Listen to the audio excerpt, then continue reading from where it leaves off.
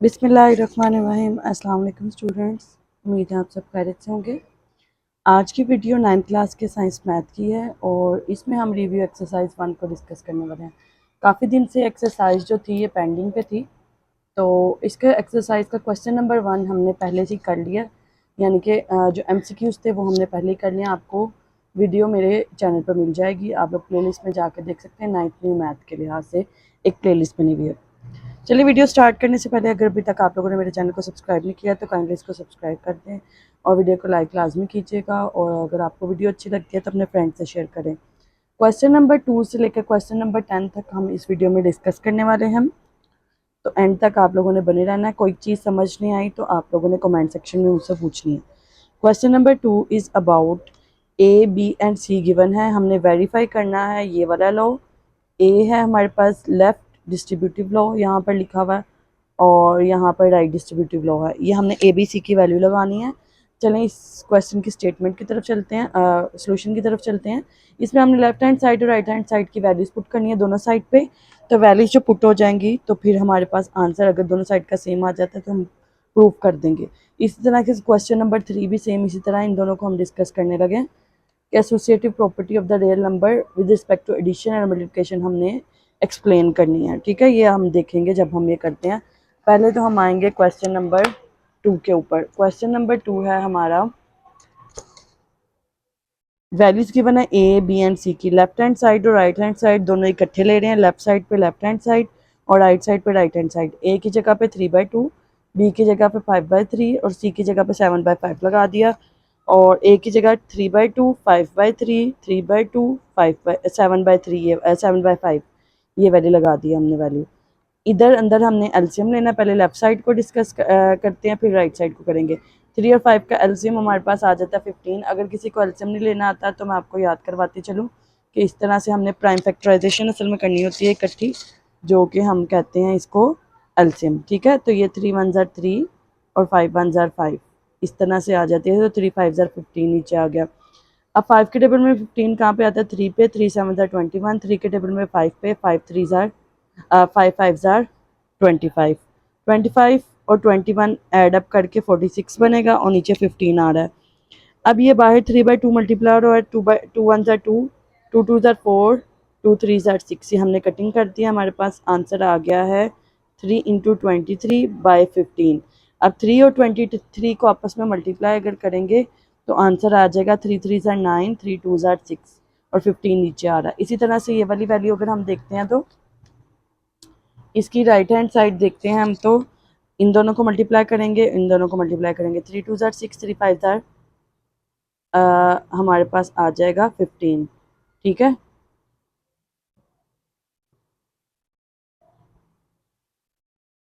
इसके ये वाली साइड को, राइट हैंड साइड को हम इधर अलग से सोल्व कर लेते हैं, उसमें कोई मिस्टेक के चांसेस हैं।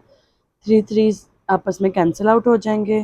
5/2 आंसर आ जाएगा यहाँ पर, और यहाँ पर कोई चीज़ कैंसिल नहीं हो रही तो 3 7 ज़ार 21, 2 5 ज़ार 10।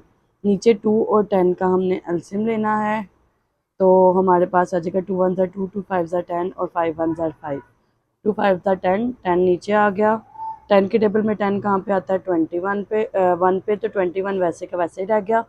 और अगर जब हम इस पे जाते हैं 2 के टेबल में कहाँ पे आता है? 2 5 ज़ार 10, तो 5 5 ज़ार 25। 25 और 21 आपस में ऐड अप करेंगे तो हमारे पास आ जाएगा 1 और 5 6 और 4, ये आ जाएगा 10। 46/10, 46/10 की जब हम कटिंग करेंगे तो हमारे पास आंसर आएगा 2 पे कटिंग कर रहे हैं। 2 2 ज़ार 4, 2 3 ज़ार 6 और 2 5 ज़ार 10। अब हमने पीछे जो आंसर निकाला था इसका लेफ्ट हैंड साइड पे, तो लेफ्ट हैंड साइड का आंसर हमारे पास आया था 23/5। ये देखें 23/5 कटिंग करने के बाद हमारा आंसर आया था। तो राइट हैंड साइड का भी वो आ गया। इसका मतलब ये है कि हम कह देंगे लेफ्ट हैंड साइड। यहाँ पर ना ज़रा मुश्किल मेथड किया हुआ था, इसलिए मैंने आपको on the spot easy method करवाया है। नो डाउट ये भी मेरा खुद का किया हुआ मेथड है, तो आपको मैंने इजी करवा दिया फिर भी। ठीक है, left hand side right hand side यही हमने प्रूव करना था। अब आगे चलते हैं हम इसके बी वाले पार्ट की तरफ। बी वाले पार्ट में देखें, बी वाले पार्ट में A+B एंड C और AC एंड BC। यहाँ पर AB और सिर्फ हमारे पास राइट से डिस्ट्रीब्यूट हो रहा है, तो राइट से हमने मल्टीप्लाई करना है वैल्यूज़ को, और यहाँ पर हमने इसी तरह से राइट से सी मल्टीप्लाई किया है और वैल्यूज़ आ रही हैं। पहले हम लेफ्ट हैंड साइड को करेंगे, लेफ्ट हैंड साइड है ये और ये राइट हैंड साइड है। पहले लेफ्ट हैंड साइड को समझेंगे। यहाँ पे 3 2 ज़ार, यहाँ पे सबसे पहले आपकी मर्ज़ी है, पहले एलसीएम लेंगे, ब्रैकेट क्योंकि हमने सोल्व करनी होती है, या पहले मल्टीप्लाई कर दी, दोनों तरह से हो सकता है, लेकिन ब्रैकेट हमने सोल्व करनी है। 3 और 2 का एलसीएम लिया, 6 आ गया। 3 के टेबल में 6 कहाँ पे आता है, 2 पे आता है, तो 2 5 से मल्टीप्लाई हो गया 10। 2 के टेबल में 6 कहाँ पे आता है, 3 पे, 3 ऊपर मल्टीप्लाई हो गया 9। फिर यहाँ पे 10 और 9 ऐड अप करने से 19 आ गया, नीचे 6 आ गया, 7/5 7 चल रहा है। अब 7/5 इनकी कोई कटिंग नहीं हो रही, तो 19 और 7 को मल्टीप्लाई कर दिया और 6 और 5 को मल्टीप्लाई कर दिया। अब 133/30 जो है किसी तरीके से कोई भी डिवाइड नहीं हो रहा, कटिंग नहीं हो रही, तो इसका मतलब है यही हमारा आंसर है। राइट हैंड साइड पे चलते हैं। राइट हैंड साइड पे इन दोनों को आपस में मल्टीप्लाई किया है, कटिंग नहीं थी हो रही, कटिंग नहीं थी हो रही। 3 7 are 21, 2 5 are 10, 21/10, 5 7 are, यहाँ पे 5 और 5 कटिंग भी कर सकते हैं, मल्टीप्लाई भी कर सकते हैं। कटिंग कर दिया, 7/3 रह गया। 3 और 10 का एलसीएम लिया, 30 आ गया। और फिर उस 30 को हमने आगे किया है, 30 और 10 को हमने एलसीएम ले गया। 3 का हमने लिया, 30 के साथ कंपेरेंस किए, 10 पे आता है। 10 को 7 के साथ मल्टीप्लाई किया, 70। 10 को 30 के साथ कंपेयर किया, 3 आता है। 3 पे आता है ना 30, तो ये 3 को 21 से मल्टीप्लाई किया, 3 1 3, 3 2 6, 63 और 70 इसको ऐड किया, 3 और 6 और 7 13, 133/30 ये हमारा आंसर आ गया। इसका मतलब है कि दोनों साइड सेम आ गए, यही हमने प्रूव करना था। ये 2 मार्क्स का आपको क्वेश्चन आ सकता है। अब इसमें हम क्वेश्चन नंबर 3 की स्टेटमेंट अगेन पढ़ लेते हैं। क्वेश्चन नंबर 3 की स्टेटमेंट थी कि associative property of real number हमने करनी है with respect to addition and multiplication. Associative property of real number हम पीछे से भी देख सकते हैं। रियल नंबर की एसोसिएटिव प्रॉपर्टी कौन सी थी, वो आपने जब प्रॉपर्टीज़ पढ़ी हैं उसमें थी हमारे पास associative property of real number with respect to addition and multiplication, associative property of the real number with respect to addition and with respect to multiplication। ये पेज नंबर 7 के ऊपर आपका मौजूद है। अब इसी को हम सॉल्व करने लगे हैं। इसको सॉल्व करने के लिए ये हमारे पास है associative property with respect to addition and with respect to multiplication। ठीक है, पहले इसमें हमने क्या करनी है, ए बी और सी की वैल्यू, ए बी और सी की वैल्यू। यहाँ पे पहले हमने पुटिंग किया है ए बी और सी की वैल्यू, ए बी एंड सी की वैल्यू। ब्रैकेट्स पहले सोल्व करने, मैथ के रूल के मुताबिक ब्रैकेट सोल्व करनी है, तो 2 और 4 का एलसीएम लिया तो 4, और 4 के टेबल में 4 1 पे आता है, 7 वैसे का वैसे आ गया। 2 के टेबल में 4 कहाँ पे आता है, 2 पे, 2 5 10 हो गया। तो फिर यहाँ पर हम आगे मज़ीद देखें तो एक मिनट, हाँ यहाँ पर अगर हम आगे देखें तो दोनों को ऐड अप करेंगे, 17 आ जाएगा। फिर दोबारा से हमने ऐड करना है, 3 और 4 का एलसीएम लिया, 12 आ गया। 4 के टेबल में 12 कहाँ पे आता है, 3 पे, 3 7 17 51। 3 के टेबल में 4 पे, 4 4 16, 16 और 51 को ऐड अप करके 67/12 आंसर आ गया। ये लेफ्ट हैंड साइड है हमारी। राइट हैंड साइड पे पहले इन दोनों को एलसीएम लेके ऐड करना है और फिर बाद में ये वाला ऐड करेंगे। एलसीएम लिया तो 3 2 6 आ गया, तो 2 के टेबल में 6 कहाँ पे आता है, 3 पे, 3 5 15। 3 के टेबल में 6 कहाँ पे आता है, 2 पे, 2 4 8, 15 और 8 23। और इसी तरह से 4 और 6 का एलसीएम लें तो ये आप लोग लेके भी देख सकते हैं। 4 और 6 का इकट्ठे एलसीएम लें, 2 2 4, 2 3 6, 3 1 3, 2 वैसे आ गया, 2 1 2। ठीक है, 2 2 4, 4 3 4 3 यहाँ पे आपको समझाने के लिए इसका एलसीएम मैं दोबारा लेके दिखाती हूँ। 23/6 और 7/4 ये हम लेते हैं यहाँ पे। 23/6 प्लस 7/4 का एलसीएम लेंगे यहाँ पर, तो ये हमारे पास आएगा। 4 और 6 का भी हमने एलसीएम लिया है, तो 2 2 4, 2 3 6, 2 1 2 और 3 1 3। 2 2 4, 4 3 12 आ जाएगा। तो 12 को 4 के टेबल में 12 कहाँ पे आता है, 4 के टेबल में 12 आता है 3 पे, 3 7 21। 6 के टेबल में 12 आता है 2 पे, 2 को 23 के साथ, 2 3 6, 2 2 4। तो ऐड अप करेंगे अगर हम, तो 6 और 1 7 और 4 और 2 आगे 6 और नीचे आ रहा है 12। यही हमारा लेफ्ट हैंड साइड का भी आंसर था, जो हमारा राइट हैंड साइड का आंसर आ गया। यहाँ पर 24 के लिहाज से क्या है, इसको आपने रिप्लेस कर लेना। ये थोड़ा सा मिस्टेक है यहाँ पे, ये आपने सही कर लेना। Left hand side right hand side के बराबर आ गया। अब इसका सेकंड वाला पार्ट करें अगर हम, तो सेकंड वाले पार्ट के अंदर सेकंड वाले पार्ट के अंदर ए मल्टीप्लाई हो रहा है, associative property with respect to multiplication है, बी और सी आपस में मल्टीप्लाई हो रहे हैं, 5/2 7/4, और यहाँ पे ए की वैल्यू 4/3 हमने ऐड अप कर दिया बीच में, तो ये सारे आपस में मल्टीप्लाई हो रहे हैं। कोई चीज़ कटिंग होती है काटेंगे, इसको डायरेक्ट भी काट सकते हैं, ठीक है, लेकिन हमारा मैथ का रूल क्या था, ब्रैकेट्स को पहले सोल्व करने, ब्रैकेट्स को पहले सोल्व करेंगे तो 5 7 35, 2 4 8, फिर 2 2 4 1 4, 4 2 8, तो 3 2 6 आ गया, ऊपर 35 आ गया। इस साइड पे देखेंगे तो ये मल्टीप्लिकेशन के लिहाज से कदरे ईजी होता है, क्योंकि एडिशन में हमें एलसीएम लेना पड़ता है, उससे थोड़ा सा स्टेप्स ज़्यादा हो जाते हैं, ठीक है। तो यहाँ पर ये आएगा हमारे पास 4 5 यहाँ से ऐसे भी कर सकते हैं, 2 2 4 और 2 5 10 आ जाएगा, और यहाँ पे 3 1 3 रह गया, और 7/4 आ गया। 7/4 और 10 की कटिंग करेंगे, 2 2 4 2 5 10, यहाँ पे 5 7 35, और यहाँ पर आ गया 3 2 6, left hand side right hand side के बराबर आ गया।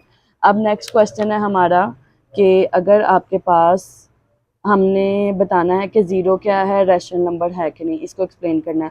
सबसे पहले हमने बताना है कि रैशनल नंबर की डेफिनेशन क्या होती है। रैशनल नंबर की डेफिनेशन होती है p/q की फॉर्म में लिखा जा सके, जिसमें q कभी भी ज़ीरो नहीं होना चाहिए, क्योंकि q ज़ीरो हो तो हमारे पास आंसर जो है वो इन्फिनिटी में चल जाता है। ये डेफिनेशन में मैं आपको पहले भी एक्सप्लेन कर चुकी हूँ कि q अगर ज़ीरो होगा तो आंसर हमारे पास इन्फिनिटी होगा, लेकिन p ज़ीरो हो सकता है। इसको क्वेश्चन को करते हैं, इसका मतलब q नहीं ज़ीरो है लेकिन p तो ज़ीरो होगा, तो p ज़ीरो होगा तो 0/समथिंग, 0/ कुछ भी लिखें हम, तो आंसर हमेशा हमारा क्या आएगा, ज़ीरो आएगा, और ज़ीरो फिर क्या आ गया, रैशनल नंबर के अंदर चला गया। तो ये हमारे पास है रेस्ट, इसका आंसर कि ज़ीरो क्या है, एक रैशनल नंबर है, क्योंकि ज़ीरो को हम p/q की फॉर्म में लिख सकते हैं। फॉर एग्जांपल हमारे पास 0/7 जो है वो 0/7 को हम लिख सकते हैं ज़ीरो, इसी तरह से 0/8, 0/9, 0/100, इवन के 1000 भी लिखें, 0/1000 भी लिखें, तो 0/1000 क्या होगा, हमारे पास ज़ीरो आ जाएगा। तो इसका मतलब है ज़ीरो क्या है, चला गया है हमारे पास, ज़ीरो इंटीजर्स के अंदर से था, तो ज़ीरो को हम कह सकते हैं क्या है, रैशनल नंबर। रैशनल नंबर को क्यू से भी रिप्रेजेंट करते हैं, ठीक है, ये रैशनल नंबर कह रही हूँ, और इसको रिप्रेजेंट करने का तरीका क्या है, क्यू। उसके बाद क्वेश्चन नंबर 5 है, ट्रिचोटोमी प्रॉपर्टी एक्सप्लेन करें कि वो क्या होती है। ट्रिचोटोमी प्रॉपर्टी बुक पे भी मैं आपको दिखा देती हूँ, यहाँ पे मैंने वैसे से लिखी हुई है कि ट्रिचोटोमी प्रॉपर्टी पेज नंबर 8 पर आपको मिल जाएगी, तो पेज नंबर 8 से आपने ये वेरीफाई कर लेनी है। ट्रिचोटोमी प्रॉपर्टी क्या होती है, कोई भी दो रियल नंबर हो तो उनके दरमियान में सिर्फ इसी तरह के रिलेशन हो सकते हैं तीन, या तो दोनों बराबर होंगे, या पहला दूसरे से बड़ा होगा, या पहला दूसरे से छोटा होगा, ठीक है। उसके बाद आपका प्रैक्टिकली सॉल्व करने वाले क्वेश्चन है कि दो रैशनल नंबर फाइंड आउट करें 4 और 5 के दरमियान। तो हमने दो रैशनल नंबर ऐसे निकालने होते हैं, ये मैंने ऐसे सिखाया आपको पहले भी कि ये अगर एक एंड पॉइंट पे दूसरे पे, इसके सेंटर वाला एक निकालेंगे, फिर उस सेंटर वाले रैशनल नंबर से और इन दोनों के सेंटर वाला एक रैशनल नंबर निकालेंगे। ये रैशनल नंबर 1 है और ये रैशनल नंबर 2 है। इसको कैसे निकालेंगे, 4 और 5 को प्लस करके 2 पे डिवाइड किया, 9/2, ये 9/2 आ गया, और 9/2 और 4 को प्लस करके 2 पे डिवाइड करेंगे तो ये वाली आंसर आ जाएगा। नेक्स्ट पेज पे हम नेक्स्ट स्टेप में करते हैं, 9/2 को ऐड करके 5 के साथ, उसको 4 के साथ ऐड कर लें या 5 के साथ ऐड कर लें, आपकी मर्जी है। दोनों तरफ से आंसर डिफरेंट आएंगे, लेकिन दोनों रैशनल नंबर के तौर पे एक्सेप्ट हो सकते हैं। तो 4/5, 4 और 9/2 को हम ऐड करते हैं नेक्स्ट स्टेप में। 4 और 9/2 को हमने ऐड किया है नेक्स्ट स्टेप में, ऐड 4 और 9/2 को हम यहाँ पर ऐड करेंगे। अगर हम चाहें तो इसका हाफ भी निकालें, वो भी हो सकता है, लेकिन आप लोगों को जो बेसिक मैंने सिखाया उस तरह से निकाल लें। 4 और 9/2 को ऐड करें, ये स्टेप आप क्लियर कर लें। 4 और 9/2 को ऐड करेंगे तो हमारे पास आ जाएगा एलसीएम लेने से, यहाँ पर नीचे 1 है, तो यहाँ पर आपका आ जाएगा 2 2 4, 2 4 8। 2 के टेबल में 1 का 1 के टेबल में 2 कहाँ पे आता है, 2 पे, और 2 के टेबल 2 को 4 के साथ मल्टीप्लाई करें तो 8 आता है हमारे पास। तो 9 + 8 जो है, ये वाला भी लिख सकते हैं, लेकिन ये थोड़ा सा आपके लिए डिफ़िकल्ट हो जाएगा। डिफ़िकल्ट इस तरह से हो जाएगा, ये वाला मेथड मैंने आपको थोड़ा सा ज़्यादा एक्सप्लेन करना पड़ेगा, ये समझा रही जो उसी पे आपने फोकस करना है। तो इसको मज़ीद 2 से भी डिवाइड कर रहे हैं हम, तो 9 और 8 क्या हो जाएंगे हमारे पास, 8 8 16 और 17, 17/2, 2 आपस में मल्टीप्लाई होकर 4 हो जाएंगे। तो 17/4 क्या आ जाएगा हमारा, एक रेशनल नंबर आ जाएगा इन दोनों के दरमियान, 17/4।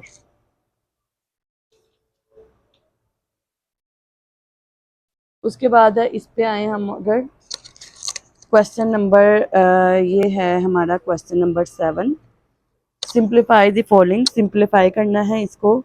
तो सिंप्लीफाई करने वाले क्वेश्चन आप पहले भी पढ़ चुके हो। तो सिंप्लीफाई करना है, पहले रूट की जो वैल्यू है उसको हमने 1/5 की फॉर्म में लिखा, रेडिकल की है साइड की वैल्यू को, अंदर हमने ये पावर हर पावर के साथ मल्टीप्लाई हो रही है, तो ये 15 के साथ, 35 के साथ और 20 के साथ आपस में मल्टीप्लाई हुई है। मल्टीप्लाई होने के बाद 5 3 ज़ार 15, 5 7 ज़ार 35 और ये 5 4 ज़ार 20। तो क्या क्या बच गया, 3 1 ज़ार 3, 7 1 ज़ार 7 और यहाँ पर बच गया हमारे पास 4 1 ज़ार 4। उसके बाद सेकंड वाले पार्ट पर अगर हम जाएं, तो सेकंड वाले पार्ट के अंदर ये 3 ऊपर रूट में है, 3 1/3 के पावर में आ जाएगा। ठीक है, ये हमारे पास थर्ड की वैल्यू है, तो इसको हम एक्सपोनेंशियल फॉर्म में जब लिखते हैं तो 1/, कर देते हैं। तो 27 को हम लिख सकते हैं 3 की पावर 3, इसको आप करके भी देख सकते हैं, ये वैसे आपकी प्रैक्टिस होनी चाहिए अब तक। 3 9 ज़ार 27, 3 3 ज़ार 9, 3 1 ज़ार 3। ठीक है, तो 3 की पावर 3 और पावर 2x पहले से मौजूद थी, और 3 और 2 मल्टीप्लाई होके 6 हो गए हैं, और 1/3 7 आ था, 1/3 और 6 आपस में कैंसिल आउट हो गए, 3 2 ज़ार 6, 3 की पावर हमारे पास 2x आ गई है, और 3 की पावर 2 को लिख सकते हैं 9x। ठीक है, तो यही हमारा आंसर था। इसके हम चलते हैं थर्ड वाले पार्ट की तरफ। थर्ड वाले पार्ट में गौर से समझने वाली बात है, n+2 पर पावर आ रही है, 6 आ रहा है, और बाकी सारे हमने सबसे पहले देखना क्या होता है, हमने देखना होता है कि जितने भी नंबर्स हैं क्या ये प्राइम नंबर्स हैं, नहीं है तो हमने प्राइम नंबर्स बनाने होते हैं। 6 को बनाएंगे 3 इंटू 2, 3 वैसे ही आ जाएगा, 3 वैसे ही आ जाएगा, ये वाला 3 भी वैसे ही आ गया। नेक्स्ट स्टेप में हमारे पास आ रहा है ये 3 के पर n+2 और एक ये 3 आ रहा है, इसमें बेसिस सेम होती है, इस रूल के मुताबिक जो हमने किया हुआ है, बेसिस सेम हो तो हम पावर्स को, मल्टीप्लाई हो रहे हो तो पावर्स को हम ऐड अप कर देते हैं। तो इस रूल के मुताबिक हमने इनको ऐड अप कर देना है। ऐड अप करेंगे तो m+n आ जाएगा। m+n का मतलब है n+2 और ये 1, plus minus plus plus plus ये 3 हो जाएगा, और 3 की पावर n हमने इन दोनों में से बाहर कॉमन ले लिया है, और यहाँ से भी 3 की पावर n कॉमन लिया है, तो यहाँ से 3 की पावर n कॉमन लेंगे, पीछे 1 रह जाएगा, यहाँ से 3 की पावर 1 रह जाएगी। ठीक है, तो यहाँ से 3 की पावर n जितना भी था सारा कॉमन ले लिया, पीछे 1 बच गया। ठीक है, तो 3 में से 1 माइनस किए 2, और 3 की पावर n, 3 की पावर n दोनों में से ऊपर नीचे कॉमन आई, आपस में कैंसिल आउट हो गई है। कैंसिल आउट होने के बाद 3 की पावर 3 है, 3 की पावर 3 को हम लिख सकते हैं 27, और ये 2 से क्या हो गया, कैंसिल आउट। तो आंसर हमारा क्या आ गया, 27। अब क्वेश्चन नंबर 9 की तरफ, 8 की तरफ चलते हैं। क्वेश्चन नंबर 8 की स्टेटमेंट है, दो कंसेक्यूटिव नंबर्स हैं, एक ओड है, तीनों क्या हैं, 3 कंसेक्यूटिव नंबर्स हैं, ओड है तीनों, और इंटीजर्स हैं, और उनका सम क्या है 51। उन 3 कंसेक्यूटिव नंबर्स को फाइंड आउट करना है हमने। किस तरह से फाइंड आउट करेंगे, हमारे पास आ रहा है ये एक्स की वैल्यू क्या थी, एक्स फर्स्ट नंबर है, और x+2 हमारे पास सेकंड नंबर है, x+4 हमारे पास थर्ड नंबर है। किस तरह से लिया है, फॉर एग्जांपल अगर हमारे पास एक ओड नंबर है 1, इसमें हर ओड नंबर में अगर हम 2 ऐड करेंगे तो अगला ऑर्डर नंबर बनता जाएगा, हर ओड नंबर में 2 ऐड करेंगे तो अगला ओड नंबर बनता जाएगा। ये एग्जांपल के लिए है आपके पास, हर ओड नंबर में 2 ऐड करेंगे अगला ओड नंबर बनता जाएगा। तो हमने इसको पहला ओड नंबर, दूसरा ओड नंबर और तीसरा ओड नंबर के लिहाज से इसको हमने निकाल लिया है, लेट कर लिया है। अब क्वेश्चन के स्टेटमेंट के मुताबिक ये चीज़ हमारे पास गिवन है, गिवन है तो हम क्या कहेंगे, x+2 x+4 को ऐड करें तो आंसर 51 आता है।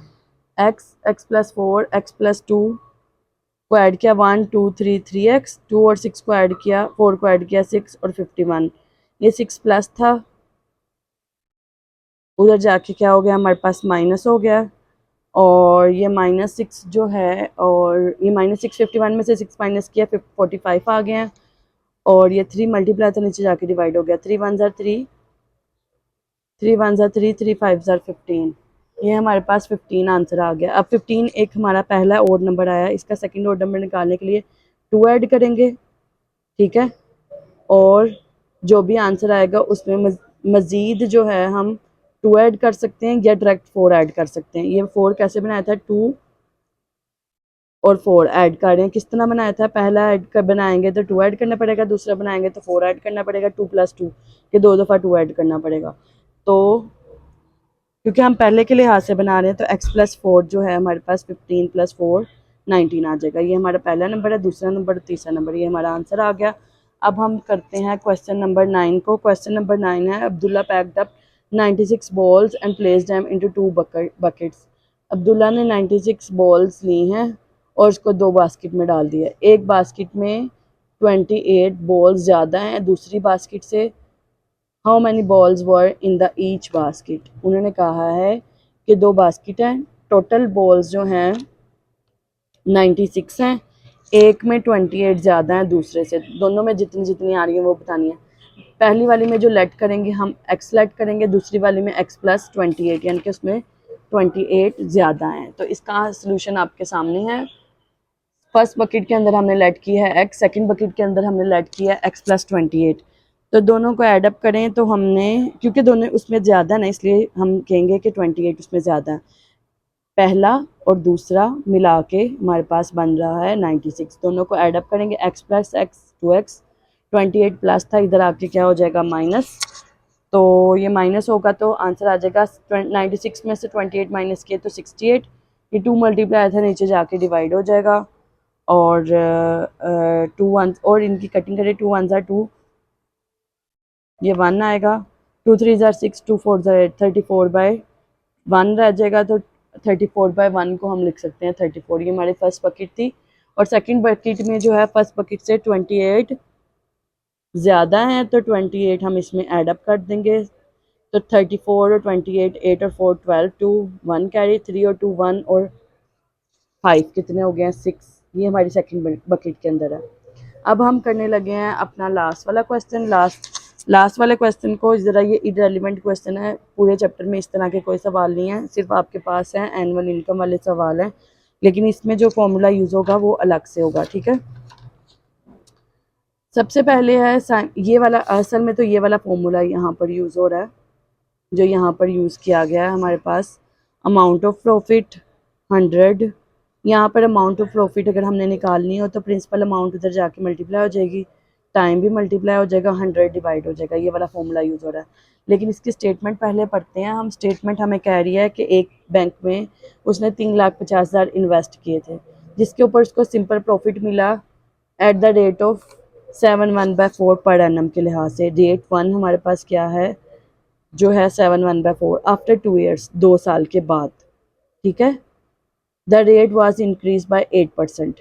रेट क्या हो गया, 8% इंक्रीज हो गया, यानी कि R2 हमारे रेस 2 बाय नहीं है, रेस 2 है, यानी कि जो दूसरा R2 हो गया। अगर रेस बाय होता तो पहले वाले दूसरे वाले को ऐड करते। यहाँ पे रेस 2 का मतलब है हमने 8% हमारा R2 हो गया। हमने अमाउंट फाइंड आउट करनी है लास्ट 7 ईयर के बाद जो उसको प्रॉफिट मिला है और जो उसने इन्वेस्ट की थी, यानी कि प्रॉफिट और इन्वेस्टमेंट के बाद जो टोटल एंड पे आंसर बच गया ना, यानी कि अमाउंट बच के उसके पास आ गई, वो सारी हमने निकाली है। हमारे पास पहला टाइम क्या है T1 2 ईयर्स और दूसरा टाइम क्या है 5 ईयर्स, क्योंकि ये हमारे पास टोटल 7 ईयर्स है ना। तो पहला टाइम हमारे पास क्या है T1 2 ईयर्स और T2 हमारे पास क्या आएगा 5 ईयर्स, क्योंकि टोटल ईयर्स क्या हैं हमारे पास 7 है। तो हम इसको निकालते हैं, इसका सलूशन करने लगी हूँ आप लोगों के सामने। तो सलूशन ये है कि प्रिंसिपल अमाउंट जो थी हमारे पास 3,50,000 थी, रेट 1 7/1/4 था। इसको सॉल्व करेंगे, मिक्स फ्रैक्शन होता है 7 4 ज़ार, इसको इस तरह से करते हैं 7 4 ज़ार 28 और 1 ऐड हो गए 24, 7 इंटू 4 मल्टीप्लाई हुए हैं 28 और 1 ऐड हुआ है तो 29/4। इसको अगर हम डिवाइड करें तो 7/25% आती है। आप 29/4 भी लिख सकते हैं। रेट 2 क्या है 8%। सेकेंड ईयर के लिए हमारे पास टाइम 2 ईयर्स के लिए हमारे पास टाइम क्या है 2 ईयर्स, और टाइम 2 हमारे पास क्या आ रहा है 5 ईयर्स, जो मैंने पहले बताया। सबसे पहले हम प्रॉफिट निकालेंगे या मार्कअप निकालेंगे। इसको आप लोग इन्वेस्ट मार्क आई से भी रिप्रेजेंट कर सकते हैं, M1 से भी कर सकते हैं। मैंने इसको आपको समझाने में मार्कअप कहा था पहले, इसलिए मैंने इसको मार्कअप का नेम दिया है। आप लोग प्रॉफिट का नेम भी दे सकते हैं। प्रिंसिपल अमाउंट, रेट, अभी मैंने फॉर्मूला बताया आपको। टाइम, टाइम जो है ये 2 ईयर्स लगाएंगे। रेट 7.25%, यहाँ पे 29/4 लगाएं तो भी आंसर सेम आएगा। पॉइंट काट के नीचे क्या लगाएंगे, 100 लगा लें या इसको डायरेक्ट मल्टीप्लाई कर दें कैलकुलेटर के ऊपर, क्योंकि कैलकुलेटर्स आपके अलाउ हैं पेपर्स में। तो आंसर हमारे पास आ जाएगा 5075 और ये आपके पास रुपीज़ का साइन है। उसके बाद I2 या मार्कअप 2 हमारे पास क्या होगा, प्रिंसिपल अमाउंट R2 और ये आ जाएगा आपके पास T2। T2 जो है हमारे पास टाइम 2 है। मतलब दूसरे मार्कअप का टाइम 5 साल था, टोटल 7 साल था ना, तो ये दूसरे मार्कअप का टाइम हमारे पास 5 साल है। तो प्रिंसिपल अमाउंट, रेट और टाइम हमने मेंशन कर दिया है और 100 से डिवाइड करें। 2 जीरो से कैंसिल, 35, 8 और 5 को मल्टीप्लाई कर तो 1,40,000 हमारे पास अमाउंट बन गई है। ठीक है, अब उसके बाद है आपकी टोटल प्रॉफिट क्या हुआ है। टोटल प्रॉफिट हमारा I1, I2 और हमारी जो प्रिंसिपल अमाउंट थी उसको ऐड अप करने से होगा। यानी कि एट दी लास्ट जो उसने पैसे इन्वेस्ट किए थे, दिए थे बैंक को, और जो उनको प्रॉफिट हुआ, दोनों सारा मिला के उसको वापस मिलेगा। तो 3,50,000, I1 आया था 50,750 और ये 1,40,000, तीनों को एडअप किया तो हमारा आंसर आ गया 540750। चलें, ये तो थी आप लोगों की आज रिव्यू की वीडियो। थोड़ी सी वीडियो लंबी हो गई है, लेकिन उम्मीद है आप लोगों को समझ आ गई होगी। इसमें कोई स्टेप नहीं समझ आया तो आप लोग कमेंट सेक्शन में मुझसे पूछ सकते हैं, और इंशाल्लाह जल्दी मैं आप लोगों के लिए चैप्टर नंबर 2 की वीडियोस भी अपलोड कर दूंगी। अगर वीडियो पसंद आई है तो लाइक कर दें और चैनल को सब्सक्राइब कर दें, कमेंट सेक्शन में लाजमी बताएं। मिलते हैं इंशाल्लाह नेक्स्ट वीडियो में, तब तक के लिए मुझे इजाज़त दीजिए। अल्लाह हाफिज़।